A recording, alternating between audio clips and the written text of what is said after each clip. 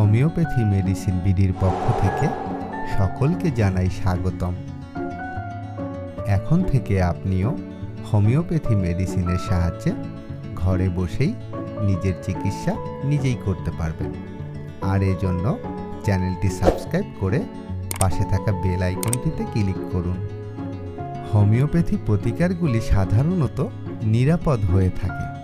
এই প্রতিকারগুলি গ্রহণের ফলে গুরুতর পার্শ্ব প্রতিক্রিয়া হওয়ার ঝুঁকি থাকে না।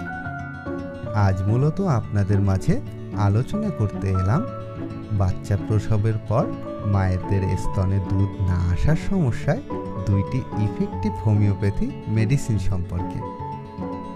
অনেক সময় বিশেষ করে প্রথম বাচ্চা হওয়ার পরে অথবা সিজারিয়ান বাচ্চা হওয়ার পরে অথবা কোনো ক্ষেত্রে একাধিক বাচ্চা হওয়ার পরেও কিন্তু অনেক মায়েদের স্তনে দুধ না আসা বা দুধের স্বল্পতা দেখা দিতে পারে।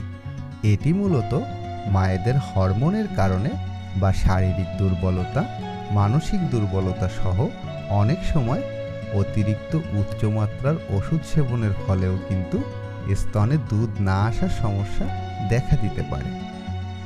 যদি কোনো মায়ের বাচ্চা প্রসবের পরে স্তনে দুধ না আসার সমস্যা দেখা যায়, তাহলে আপনি কিন্তু আর্টিকা ইউরিন মাদার অথবা এগনাসকাস্ট মাদার ঔষধের যে কোনো একটি ঔষধ 10 ফোঁটা করে 1 চামচ জলে মিশিয়ে দিনে 3 বার নিয়মিত সেবনের পাশাপাশি সাইলেসিয়া 12x64 8 থেকে 10 বড়ি আধা কাপ উষ্ণ গরম জলে রাতে একবার নিয়মিত সেবনে কিন্তু নিজের পরিবর্তন নিজেই বুঝতে পারবেন।